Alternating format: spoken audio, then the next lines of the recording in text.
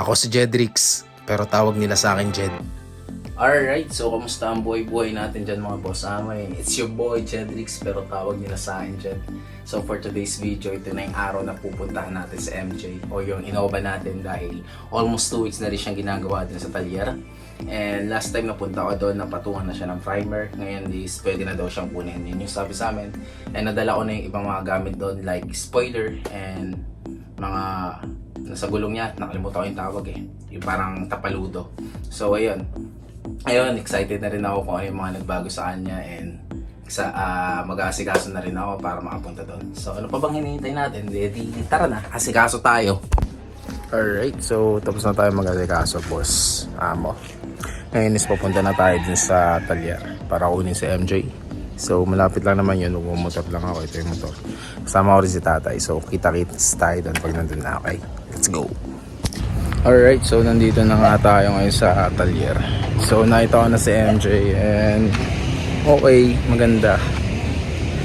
Yung sa gumawa, shoutout kay bro, galing gumawa, wala akong masabi. So sa mga gusto magpagawa, ilalagay ko na lang sa gilid yung contact number niya, which is all goods, pwede sa Maarte tsaka sa Maselan yung gawa na to. So mamaya papakita ako. As of now, surprise muna. Let's go. Balik ako pag kayo montage ko na siya.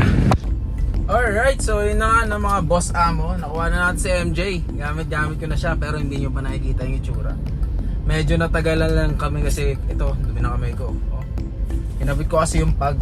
So, yung headlight, yung pag hindi ko pa nakabit dahil checking pa ako sa mga electricity nung pag kung gumagana pa ba. Mahirap naman kasing ikabit yun tas wala naman palang kuryente, di ba?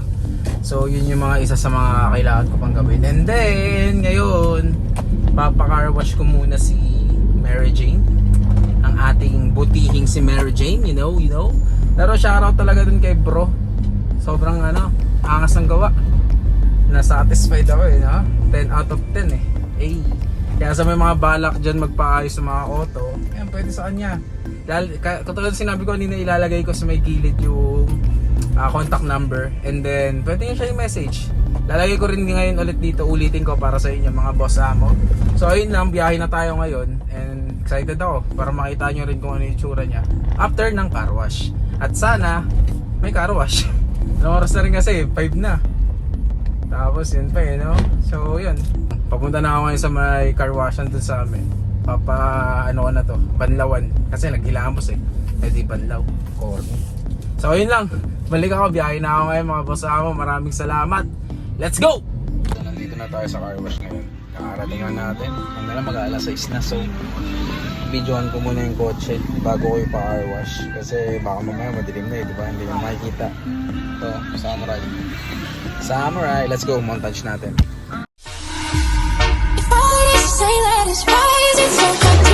Bagusa masa bash, ujon ta light, kumun kuwa ta. Kago siya baby, I be diga man heat. When I go to need, baby hell every feet. You better ain't good in the tongue with a heat. Pull up in a drop top, fuck wanna be. But I try to back with tower where your man on it. Couple thing then turn, but you make it my you. She waking with it. Alright, so ayun yung itsura niya. Yun na yung pinaka-classic. Wala naman masyadong pinago dyan sa Innova. Medyo nagdagdag lang tayo ng kulay. Ng iba. Yung sa spoiler sa likod yun, dinagdag ko yun. Tapos yung mga rain gutter, pinalitan pati sa handle. Tapos yung LED. And then up next is yung plano ko kasi yan, papa-carbon ko pa yung hood. Hindi pa ngayon, pero baka mauna yung mags. By February siguro, pamags na natin siya. So yun na, pa-wash muna tayo and then balik tayo mamaya. Alright, so yun na. Tapos na tayo magpa-car wash. Bali ngayon, ito may laro kami. So baka dito ko na rin tapusin yung vlog and pakita ko muna yung court mamaya. So pagtapos ko magpa-car wash, kumain lang ako sa bahay. Tapos kumuha ng gamit and then ngayon nandito na ako sa court. Ito yung court. Ayan, diyan kami maglalaro ngayon. Tara, baba tayo. Makilala ko rin mga kalaro natin. Let's go. Alright, so yun na nga mga boss amo. Hindi ko na na-vlog yung kaganapan sa laro namin kanina. Kasi pagbaba ko, naglaro na agad. Nag-start clip. So ngayon, yun lang yung nangyari ngayong araw na to. Nakuha ko na sa MJ, which is nasatisfied ako kung ano yung naging itsura niya. Kaya nga uulitin ko sa may mga balak magpagawa, latero, mga ganun, mga sa auto nyo, pwede kayong kontakin, pwede yung kontakin yung nilagay kong number kanina.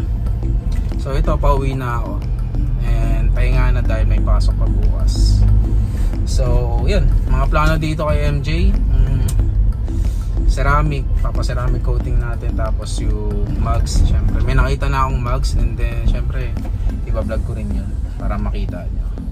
So yun, nais ko lang ulit magpasalamat kay Lord dahil binigyan tayo ng oportunidad magawa yun ng mga ganito, and then yung sa ate ko, kay Ate Jeline, na nagbigay talaga ng budget para mapaayos sa Innova. And isa lang naman ang trabaho ko dito dahil syempre ginastosan niya na. Pag may mga ganong pangyayari, ang kailangan mo na lang gawin is alagaan. Kaya ituring natin mga bagay-bagay na mayroon tayo, ituring natin na parte ng pamilya natin, mahalin natin. So yun, kasi last time kaya lang naman nagkaganyan yung mga kotse, yung kotse na to kaya nagkaganon dahil pabayarin kami. Pero this time kasi syempre aral na sa atin yun, kaya ingat-ingat na sa pagmamaneho, kasero. Yun lang. So yun lang, maraming salamat mga boss amo, and again, this is Jedrix. Subscribe kayo sa YouTube channel ko. Yun lang, malaking tulong na yun. And thank you sa lahat. Hanggang dito na ulit. Peace out.